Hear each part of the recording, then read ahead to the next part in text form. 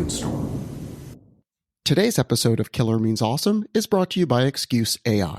From the company that brought you choppy streams comes the first and only AI-powered, personalized excuse creator app. Need a credible sounding reason for getting out of something at the last minute? Well, you have no excuse if you're not using Excuse AI.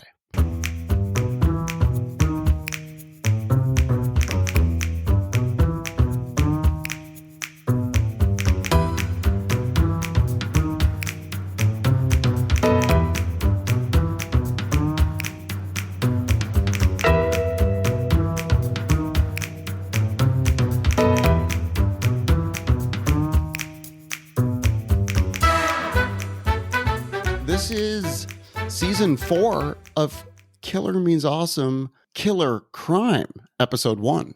Dr. Troyer. Yeah, Killer Crime. We're joining the true crime racket. I love the new intro. Do people do true crime as podcasts? I thought this was our idea, that we're doing true crime, like Killer Crime. It's going to be about real crime. Let me, first of all, one thing I've been curious about, we've been on a little hiatus here. Yes. Are people still listening to some of the past episodes? And if so, where are they tuning in from? At the end of last season, episode 12, we did Killer Inventions, the invention of Kevlar. We had some people listening from some very interesting towns. Let's start by saying hello to our friends in League City, Texas. Do you know where League City is? I do not. Where in Texas is that? I'm not sure, but I think it's in Galveston County or around Galveston. So I'm guessing it's around that coastal area, but I don't know for sure. And is it League, like baseball league? Yes, spelled the exact same way. Huh. League City. Wonder where they got the name. Well, if someone wants to do that research and drop us a line at killermeansawesome@gmail.com. We've already got listeners down there, so maybe they could email us. That would be fantastic. So now let's move on, but stay in the South, a little further east. Let's say hello to our friends in Somerville, South Carolina. Somerville. Not sure where it is. I think it's near Charleston, but I could be wrong. Welcome, Somerville. We do great in South Carolina. That is a great repeat. State. Yeah, that place always pops up. That is the Gamecock state. Am I right? You are totally correct. And the South Carolina Gamecocks. And some years they have a pretty good football program. Now, lastly, let's say hello to our friends in Somerville, Massachusetts. So you see what I did there? Yeah, it's a Somerville, South Carolina, and Somerville, Massachusetts. Yeah, it's clever. Well, now we're getting up into the that's right around Harvard there. So it sounds like we probably got some professors or something listening in. I mean, we're doing history here. Well, we do appeal to a wide variety of people. It's not a requirement that you have a PhD, but certainly I'm just helps because I get pretty high-minded. But we also have lunch pail types. Remember, we had the guy, Absolutely. Tony, I think, who's like a Frito-Lay driver down in Texas. Oh, my God. That guy was fantastic. So, Dr. Troyer, any housekeeping items leading into what is now season 4 of the KMA podcast? No housekeeping, but I want to say a couple things off the top. Now, I go first this season. You will be presenting. I'm going to present the crime. I have not picked an obscure crime. I've picked one that, we may get into it and you're like, okay, yeah, I do know something about this, but that's all the better. So if you have info or you say, hey, wasn't it also true that blah, blah, just jump on in and we'll. Okay. And I also want to say that we're probably not going to solve it in these 50 minutes ourselves. This is a crime that, whole series of podcasts have been done about and movies and stuff. So do you have a different spin, or are you summarizing things you've listened to? I think there's just I do have a little bit of a different spin. I think there are a couple things that are interesting about it above and beyond the obvious ones. Okay. So let me set the scene for you if we're ready. Let's kick things off. I'm super excited. What is this obvious crime that everyone knows about that you're going to tell us something new about? Let me start by setting the scene. I don't know whether it's a leap year, but we're going back to the year 1971. Nice. And it's the day before Thanksgiving. Ooh. And we're in Portland, Oregon. Okay. We're in the Pacific Northwest. We're in the Pac Northwest. And specifically, we're at the airport. Okay. A white man in his mid-40s goes up to the ticket counter of an airlines that we're going here. Yeah. You do. Yeah. I do. Of course I do. But we knew. You knew we knew about that. Yes. Okay. Go on. So he goes up to the ticket counter of an airlines that you may remember, but no longer exists, and that's called the Northwest Orient Airlines. Oh, yeah. I've taken that. In fact, our friend who's a professor and I took that airlines up to camp to Minneapolis. That guy's got a PhD. Yeah, he does. And he flew on Northwest Orient with me. So this guy, let me describe him a little bit. He's, like I said, white guy, mid-40s. He's wearing a dark suit. Okay. Suit. Nice. A thin black tie and an overcoat. It's chilly outside, so he's got his November. overcoat. Yeah, sure. Pacific Northwest. It's football season, but I don't think the Seahawks were around yet. Weren't they later on? Yeah. They were later, yeah. Okay, this guy's carrying a briefcase and a paper bag, and he goes up to the airline. Did you say a briefcase and a paper bag? And a paper bag. Okay, but you kind of slid that in there like that's normal too. Is there something we should note about this paper bag? Well, let's let the story unfold. You highlighted it, but okay, all right, go on. I'm just describing what he's carrying, what he looks like. He pays cash for a one-way ticket on flight 305 headed from Portland to Seattle. Ooh, short flight. Okay. Short flight. He boards the plane along with 35 other passengers. He sits in the last row, and as you know from prior episodes, I like to get the seat number. He's in seat number 18E.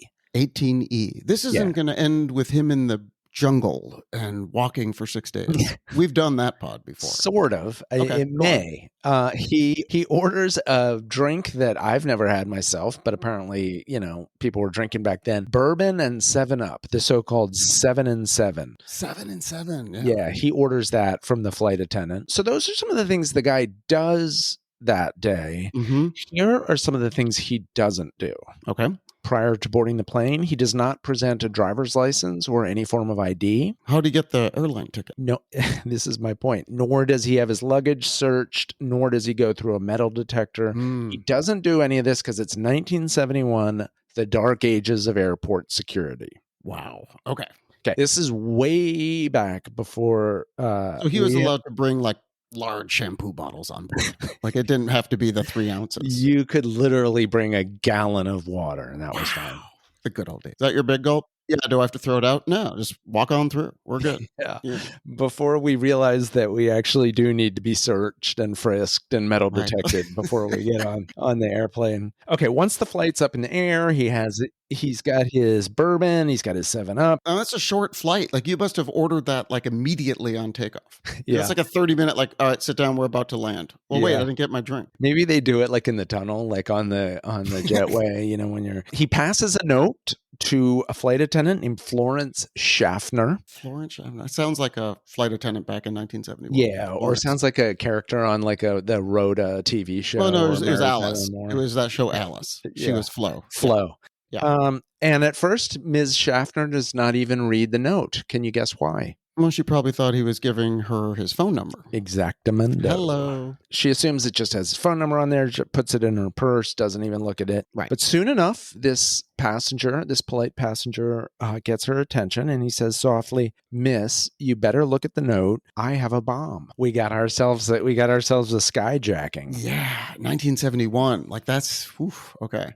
There's still smoking sections in there. And he's probably in the back row smoking. Do you remember that sign, on the back seat? There would be a no. It's if you're one row in front, it's okay, what? What are this enigmatic hijacker's demands? What does he want? Yes. He specifies that once the plane lands at its destination, Seattle, he's going to need $200,000 in cash. Okay. Plus 4 parachutes. He wants 2 front parachutes and 2 back parachutes. Ooh, interesting. Okay. He further specifies... Is he taking Florence with him? Well, one theory with that is if you make them think that you are going to take a hostage with you, then they're less likely to just give you a parachute that doesn't work. Right. Because do they really want you to die? I think they would want to capture you. Yeah, good point. But yeah, maybe easier to capture him if his parachute never opened and he's just That's a good point. Pancake down there. Yeah.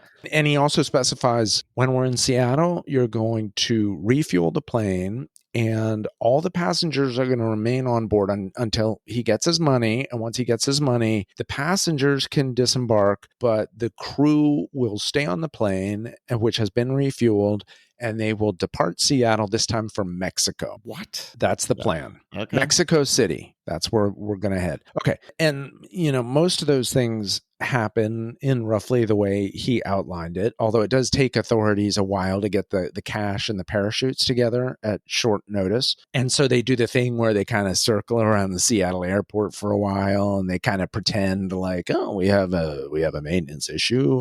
We're going to, and they're just sort of stringing people along, not telling them what's going on. But eventually they land. The cash is brought out to the airplane. The plane is refueled. He tells them, hey, move the airplane over to this sort of less well lighted part of the airport. They let all the passengers leave, and then he's got his cash, and he also actually lets two of the, I think, three flight attendants leave with the passengers. So now it's just like, you may be right. It may be Schaffner. All right. So it's just him now on the plane with three people up in the cockpit plus a flight attendant. And now he gives very precise parameters for how the plane will be flown toward Mexico. He says, I need it to be flown at the slowest possible airspeed without causing the plane to stall. So that's about 115 miles an hour. He said, I want you to fly it at 10,000 feet. No higher than that. He says the landing gear should be down throughout the flight. The wing flaps should be lowered to 15 degrees, and the cabin should remain unpressurized. Wow. Okay, he's got all this specific stuff. And, at first the crew tells the flight attendant, well, that's not really going to work. We don't fly it that way. And then the hijacker, who's basically pretty polite up till now, says, that's nonsense. I know that this plane can handle that. Just tell them to do it exactly the way I said. So he knows how to fly planes, or he's apparently. Yeah, apparently. But then the flight attendant comes back yet again, and she says, okay, that's fine. The crew's going to fly it that way. But they said, there's no way we'll reach Mexico without refueling. If we're flying that low and with those parameters, So they come up with a compromise. They say, is it okay if we stop in Reno on the way there? We'll refuel. And then he says, yeah, no problem. Maybe get dinner. Yes, Reno. Like maybe take a show in, and then in the morning we go to Mexico. We're well rested. We've had a show. Have I ever told you about the dinner I had at the Denny's in Reno? Oh, did you get violently ill? I did not get violently ill, but this was before I became a vegan. Yes. And the pot roast was just the wrong call. It was a long drive, and it just sounded good. And then I ate it, and I was like, this is crap. I mean, I should have just got like a grilled cheese. When you say it sounded good, were you looking at a photo of it on a menu? It looked good to you based on that photo? Correct. And you decided to order it. It's like moons over my hammy or the pot roast or what. I don't know. I should have just gone simple. Yeah, that's like where you just get dry toast. Like, I don't think you order any sort of complicated meal at Denny's. No. Nothing that involves several ingredients. Like maybe eggs is fine.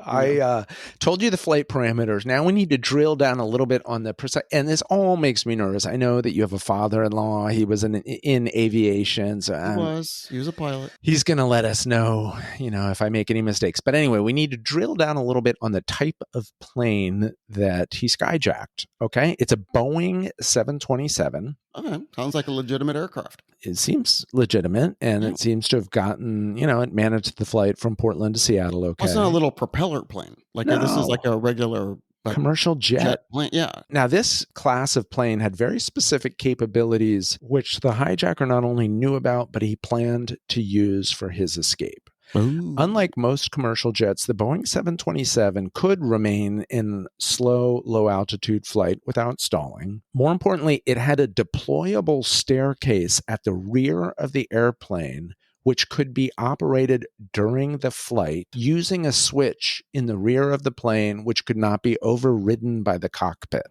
Wow. So he has very specific knowledge. Now, let me ask you one question. Yes. At this point in this saga, is the country aware? Like, is this leading every newscast? Like, a plane's been hijacked? Like, this is all happening? Or was this hush-hush still? That was outside the limits. Oh, that's not the new angle you're bringing. Like, oh, and by the way, This led every newscast. That's what's Well, going to happen. you know what? I will say that the coverage was wall to wall after this happened, and then that in itself had some effects going forward. Okay, but let me just stay on the airplane for a minute. It's got this special thing. You open a door in the back. You It's can like a drop the military plane. staircase. Yeah. Well, boom, you're really locked in today. Okay, so Whoa. just 20 minutes after leaving Seattle with the crew up in the cockpit, and the hijacker is alone in the passenger cabin, suddenly up there in the cockpit, the crew's ears pop from a big drop in air pressure. They take that to mean, okay, he has just opened that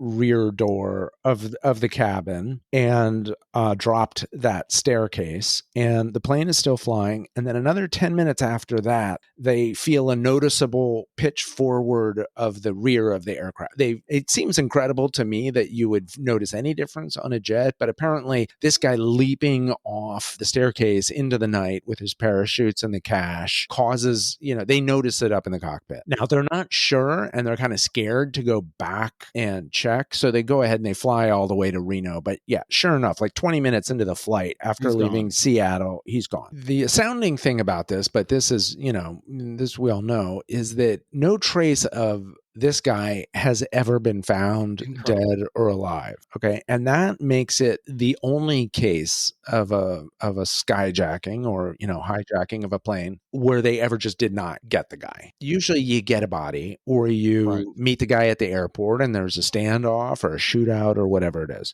Plus, if you think about it, like law enforcement's got hours of advance notice. So they're all set up at the airport.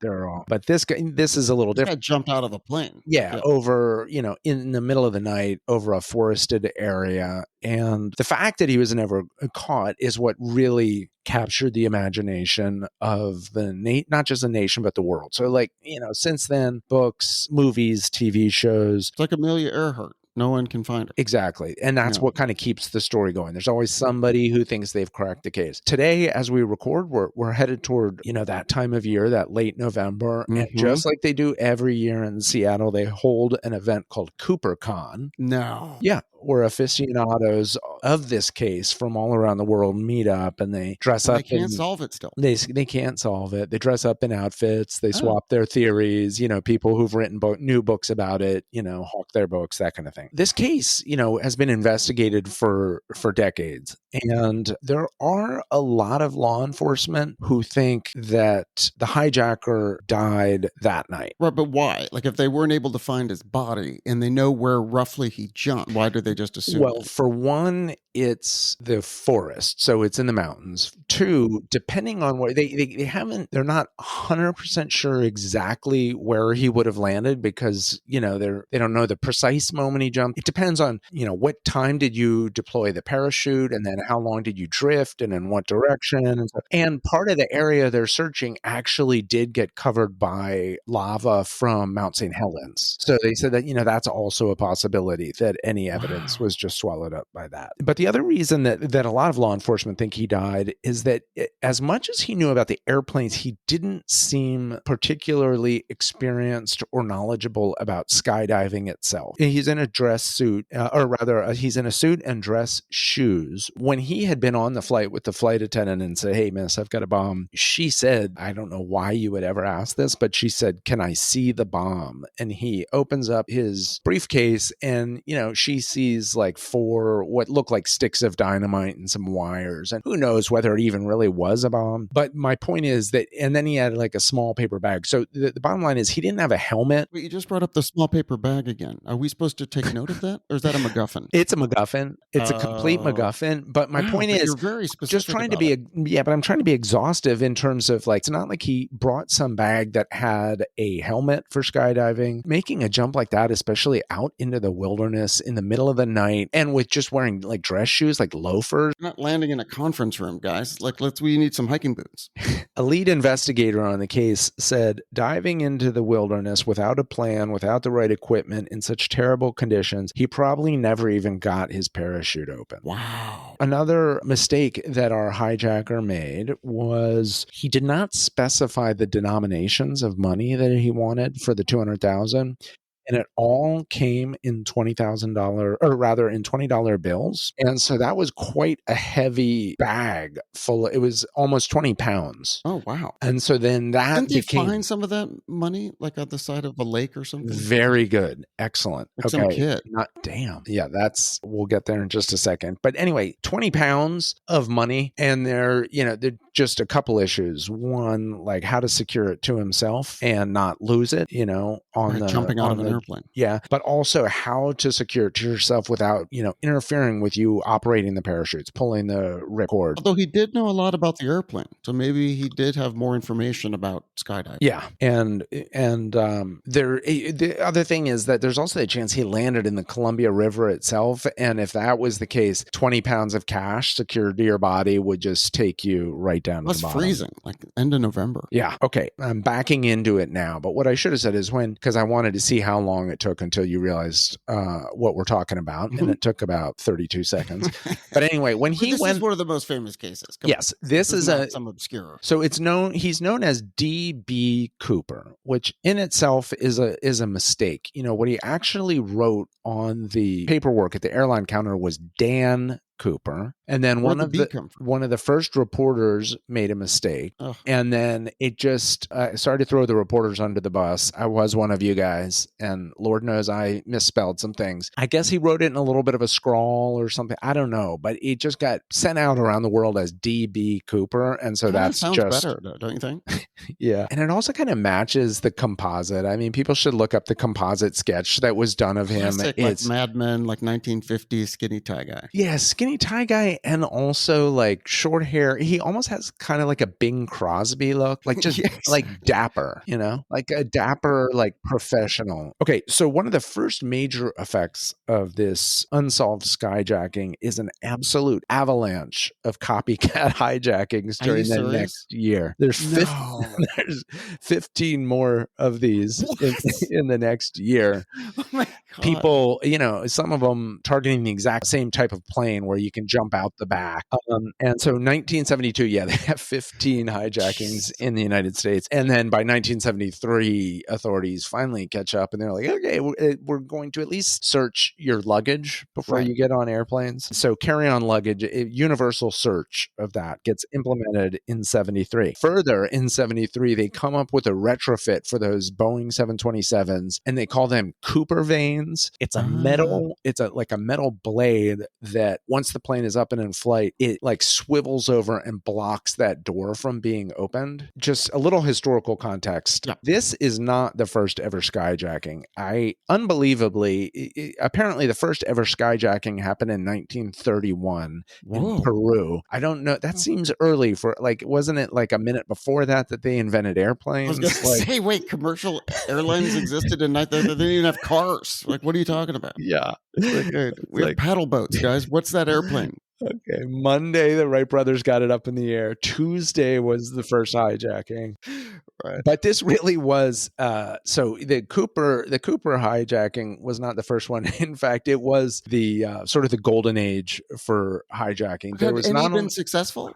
No, it just seems to how do you get away? Like, I don't. No, you don't. You never do. I mean, some people survive for a while and are on the loose for a while, but they're all caught eventually. But like I said, from 68 to 72, stealing a cruise ship. It's like you're going to park it. Like they're going to get you. Like they're going to see it. Like you can't sneak away. But there's something about it that I think is just tantalizing to the criminal of a certain cast of mind. Like, okay, well, these other guys have gotten caught, but I think I can come up with the perfect plan. Right, but like a train robber, like you jump off and you're out. But like a plane, you're going to have to land. I feel like I'd rather jump out of a plane with a parachute than jump off a train. Yeah, good point. Okay, good. 68 to 72. So from roughly the year that you and I were born to 72, that's the golden age of hijacking. There were no fewer than 200 reported skyjackings in the U.S. alone. Worldwide, in those 4 years, there were 326 skyjackings. At one point, a bomb in your pocket, or are you just happy to have my 7 and 7? Apparently, the skyjackings became so frequent that they were parodied on TV in the U.S., and Time magazine ran a humorous essay entitled "What to Do When the Skyjacker Comes." Oh my God. The beginning of the Time magazine essay says, over the past 11 months, 1,000 Americans have visited Cuba unexpectedly.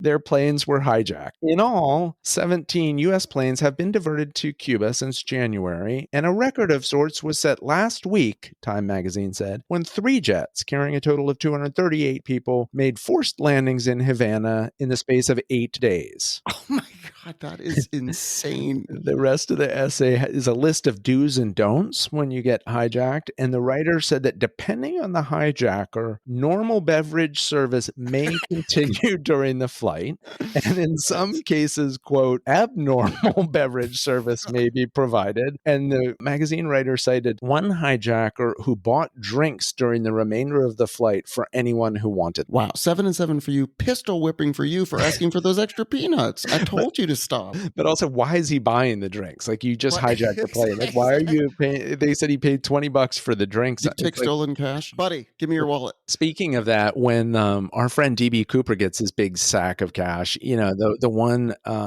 he tips Flo. Flight attendant, Flo, makes a crack about, I don't know if it's Florence Schaffner or another one, Tina Mucklow, but one of them makes a crack about, hey, you know, how about a tip or something? And, you know, he's very polite. He immediately like pulls out a stack and, you know, offers it to her. And she's like, no, I was just joking. I'm not allowed as much as I want to. But if you drop it on the floor on your way out the back, no one sees anything, right, DB?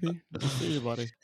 But anyway, so yeah, skyjackings were happening all the time. Late 60s, early 70s. Some of those were motivated by political causes. You know, back then, there was just a group for everything. You got the Black Panthers, you got the Symbionese Liberation Army or whatever. It's always the ski mask coming out of the cockpit. Like, it's just scary looking, like those hijackers. Yeah. Okay. Now, you mentioned the little boy who found some of the money. Yes. Is that true? You are referring, it's right on the money. You're referring to Brian Ingram. I trust that. Yeah. Okay. This is 8 years after the skyjacking, and he's an 8-year-old boy. He's vacationing with his family, and they're out in the wilderness along the Columbia River, and he is digging in the sand along the riverbank.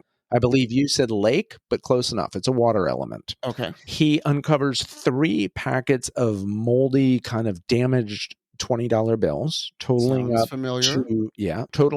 to $5,800. So maybe a few of them are missing. Okay, bills are badly damaged from years of exposure to the elements, but investigators are able to match the serial numbers to the bills which had been given to Cooper in 1971. Wait, so those were absolutely for sure the same Yes, bill? they kept track of, that was part of the delay in getting the money to him, is they wanted to record every serial number. Oh, wow. I didn't know that it had been verified that was DB Cooper's money. Absolutely, yeah. Before you tell us about the fact that they figured out that this is in fact DB Cooper's money, which makes me believe they must have found some evidence of what happened to him if they have his money. You're going to have to listen after the advertisement. All right, let's hear from our sponsor, Excuse AI, and then I'll speak to you on the other side. Sounds good.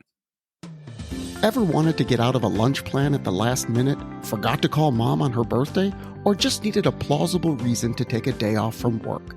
Well, you're in luck. From the creators of Choppy Streams, the only browser-based video scrambler to get you out of those endless Zoom meetings, comes Excuse AI, the first AI-powered personal excuse creator app. Excuse AI leverages a robust set of data, including real-time geospatial information, to provide you with a personalized and optimized, unquestionably credible-sounding excuse. Excuse AI tracks and stores your history of excuses, so you'll never use the same excuse twice or get caught using conflicting information. And if you want to take your excuse to the next level, try Excuse AI Premium and turbocharge your excuse with irrefutable support in the form of AI-generated documentary evidence. This can include emails, photos, even voice recordings. The days of "the dog ate my homework" are history. Sign up for Excuse AI today with code KMA Podcast, and you'll receive 25% off your first 5 excuses. Not using Excuse AI? What's your excuse now?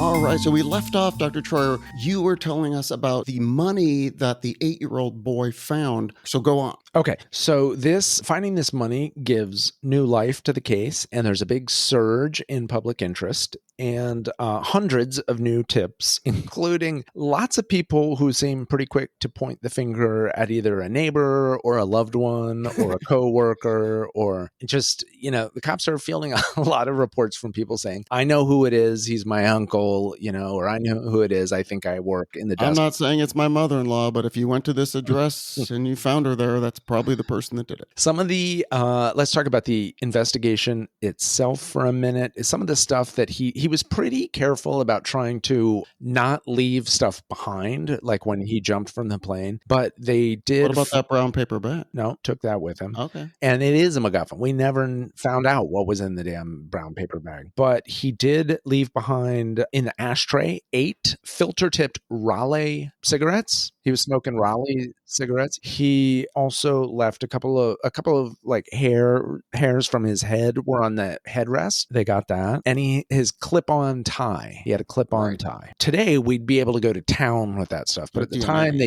time they don't have great test options. And more distressingly, over the decades, the evidence was either lost, thrown out, or destroyed. Because right now we would be able to with that with that forensic genealogy we talked about a few weeks ago, you'd have it done within a couple of days. Some of the citizen sleuths that you mentioned, people who were, the people that meet up in Seattle every year, some of them are like high level people and academics and stuff. And so they do, with the permission of the official investigators, they do a test called electron microscopy, and they do it on the necktie.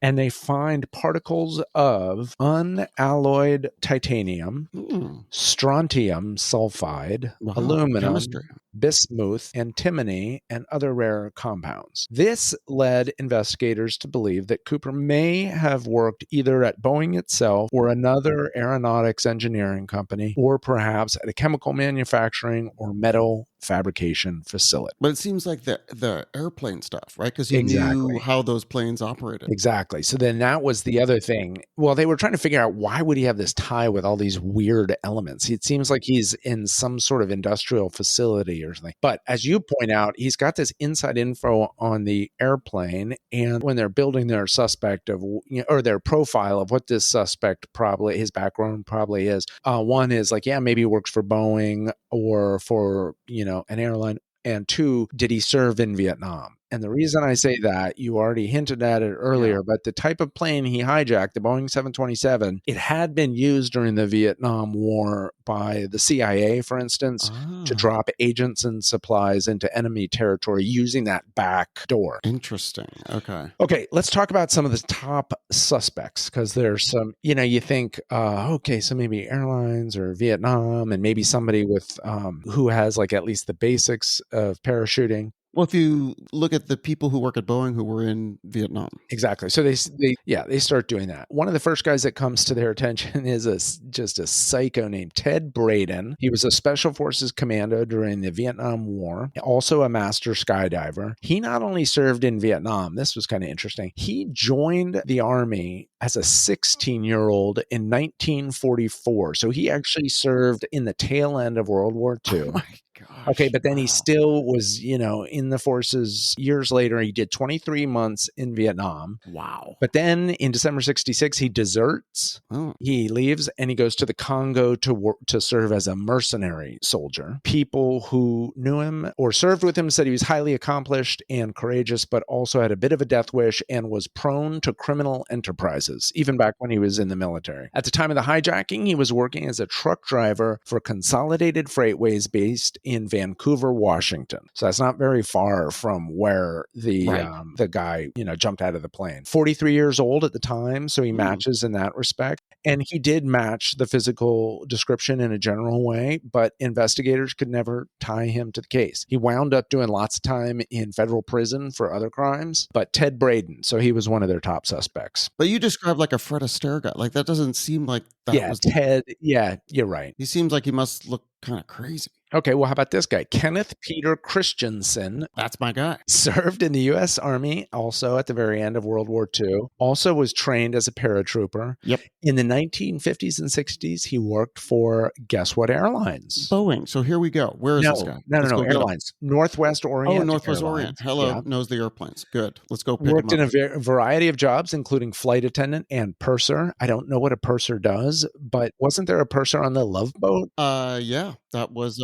Gopher. Wasn't he a purser, or is he a purser? This Christensen, he worked for the airlines, was also known to favor bourbon, which was what Cooper drank on the flight. 7 and 7. And our favorite flight attendant, Florence Schaffner, She's said that the everywhere. photos of Christensen, this suspect, did resemble Cooper. And one of Christensen's own brothers was utterly convinced that he had done it. Really? Okay. But the FBI never could tie him to the crime. But Florence wasn't able to say, like, definitively, like, yeah, of course. Like, I sat next to this guy. He showed me his mom. Like, we were kind of friends. Like, was it? Well, I don't get the sort of, like, She yeah, said, kinda looks like him. yeah, she said he kind of looks like him. She said, I can't be sure, but it kind of looks like him. Okay, then there's a dude who also lives up in the Pacific Northwest, and his last name actually is Cooper, but he's LD Cooper. Oh, well, then of course it couldn't be him. 'Cause this guy was DB Cooper.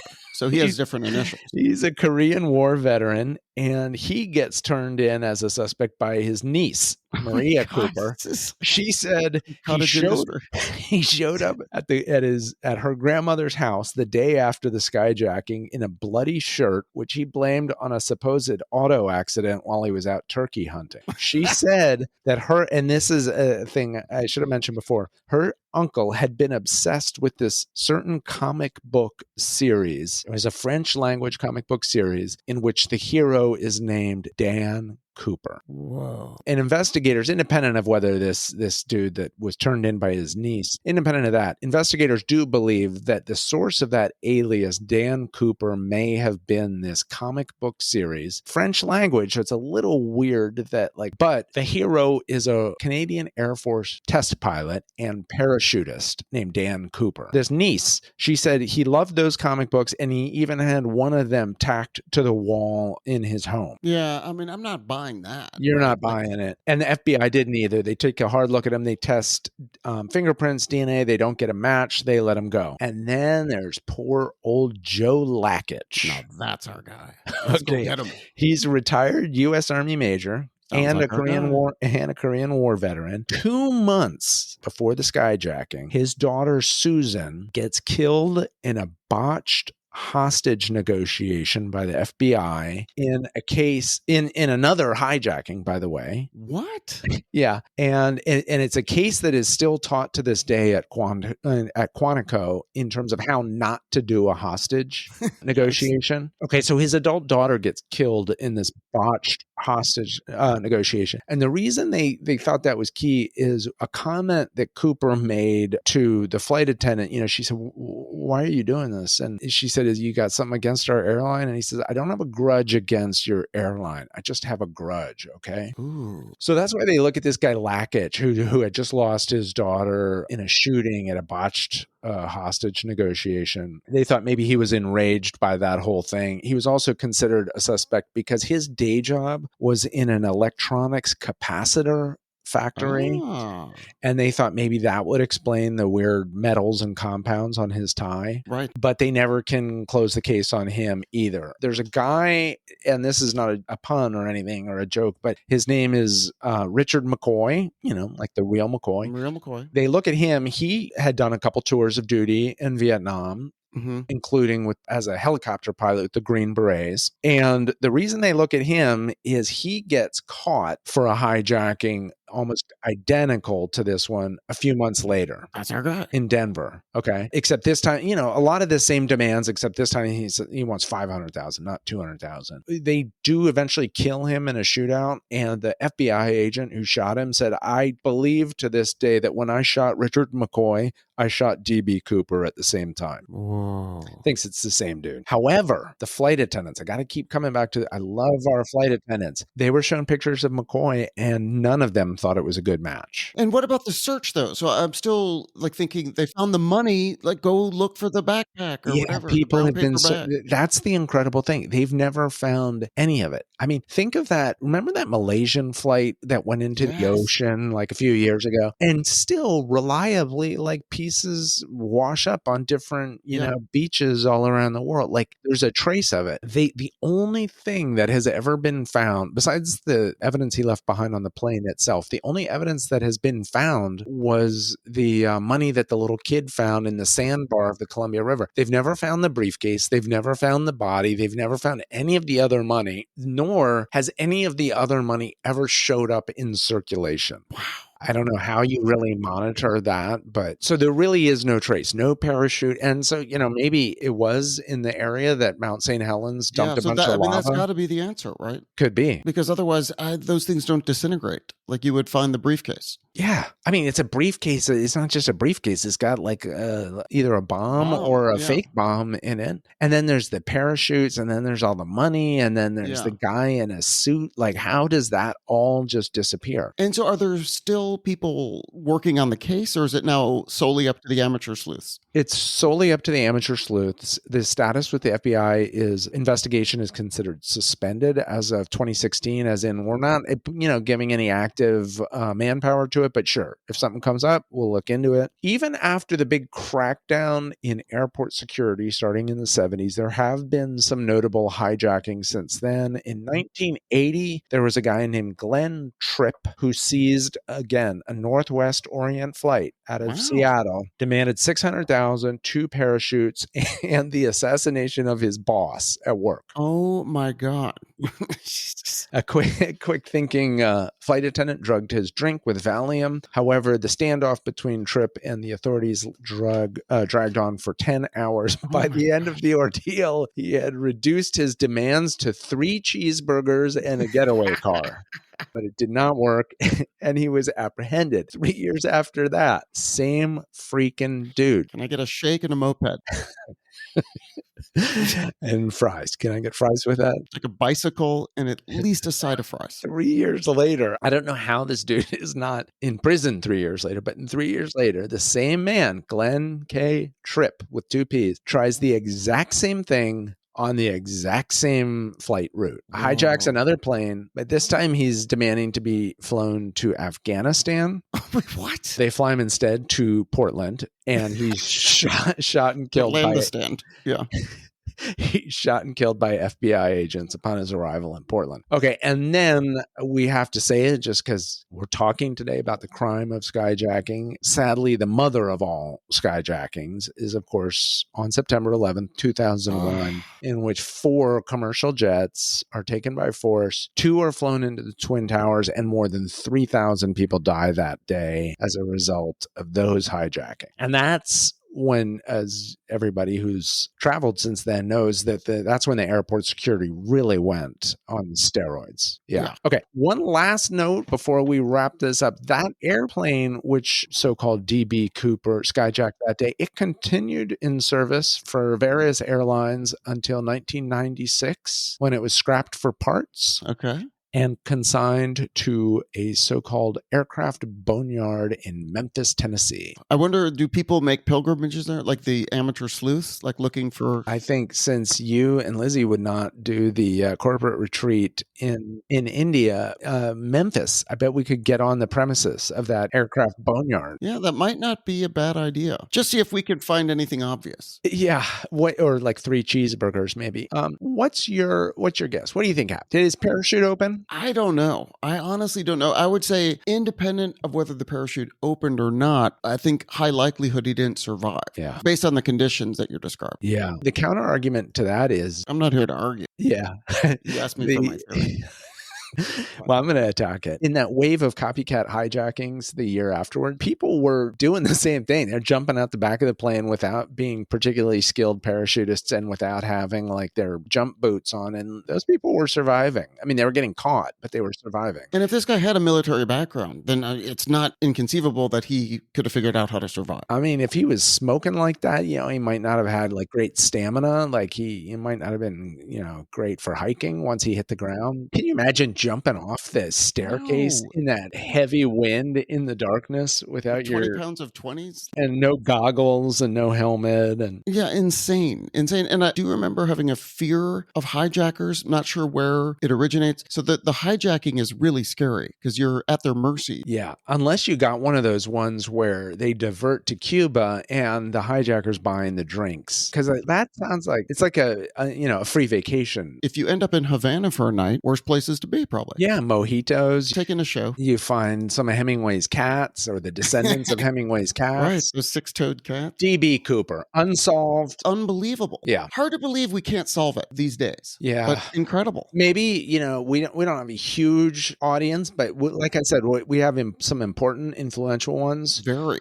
We have some retired law enforcement who listen. Maybe this is going to be the little bump the case needs. Yeah, get some more professionals on the case. Someone who wants to, make a mark, like solve this thing. There was one cop who said, I saw an interview with a cop who said, dude, he didn't get the parachute open. He had all that money strapped to him. That guy is at the bottom of the Columbia River, weighed down by his money. That's why we haven't found him. It did wash up, right, by the river, the money. Yeah, that's a good point. And that's weird. Like, how did one pack, like, how have they never, there was some dredging project that had happened near where the money was found. So, like, where sand was taken from one part of the river to the other. But they, believe me, people have been digging all over there. There were people going down there trying to find the money just so they could spend it, Right. I'm sure it's like the gold rush, like the tourists, like you get to, pan for D.B. Cooper fragments or something in the river. There must be those like tourist things you can do up there. I also wonder, like, didn't he have a job? Like, wasn't there somebody somewhere who was like, hey, Fred didn't come to work this week. Right. Or his wife or his boss. Also, how about the fact you didn't have to show any ID? Like, can you imagine that in those days it was like, what do you mean you want to look at my luggage? Like, who do you think you are? No, you can't look at my luggage. Like, I have rights. Right. You could just get on the plane with like a gun or a bomb or whatever you wanted. Big bottle of booze and just booze it up on the plane. Unbelievable. Yeah, the good old days. Well, fantastic. So that will be a wrap on episode 1 of season 4. Killer Means Awesome. Killer Crime is this season. That's right. I can't wait to hear what you bring forward next week, because it's like, will it be a famous one or an obscure one? Will it be one that's solved or unsolved? Will it be one where one of our family members may be a suspect in it? That would be fun. I mean, that's the mystery of each and every episode. You don't know until we release it. But Dr. Schroer, thank you for kicking off season 4 with a phenomenal story, D.B. Cooper. Good to bring it to light again. Maybe we'll push something into motion for someone to solve that case. And we will see you next week on season 4, episode 2 of Killer Crime. Can't wait.